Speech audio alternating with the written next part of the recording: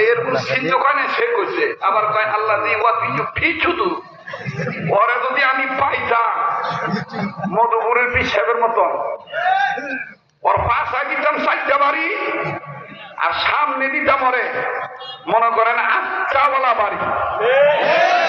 ও মানিকগঞ্জের কোন হেডামলা শেখ হাসিনা থাকার সময় তো মমতাজকে আমি গুনি নাই, আর তো তুই তো আইস বাজাই না, কথা কয় না, কথা কন না কেন?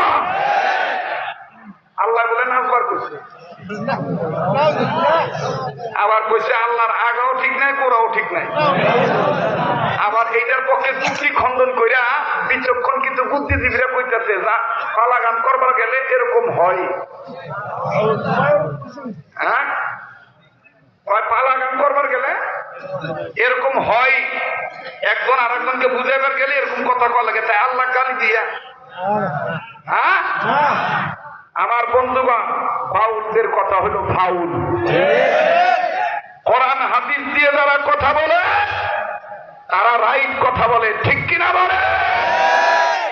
মুহতারাম হাজিরিন, সেই ফাউলদের বিরোধিতা করতে যাইয়া, ফাউলদের পক্ষ অবলম্বন করতে যায় এক শ্রেণীর মানুষ ওলামায়ে কেরামের দিকে আঙ্গুল উঁচু করার সাহস পাইতেছে। জনগণ সচেতন থাকবেন।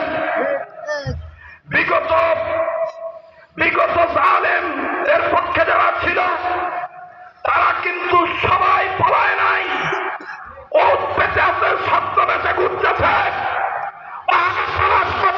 সুযোগ পাইলেই আবার তারা মাথা উঁচু করে দাঁড়াবে, উম্মতের ওলামায়ে কেরামদেরকে বিপদে ফেলার ষড়যন্ত্র করতেছে। কিন্তু আর ছাড় দেওয়া হবে? হক হক, না হক না হক। কোরআন সত্য, হাদিস সত্য। কোরআনের ডাইনে বামে কেউ বাতিল ঢুকাইতে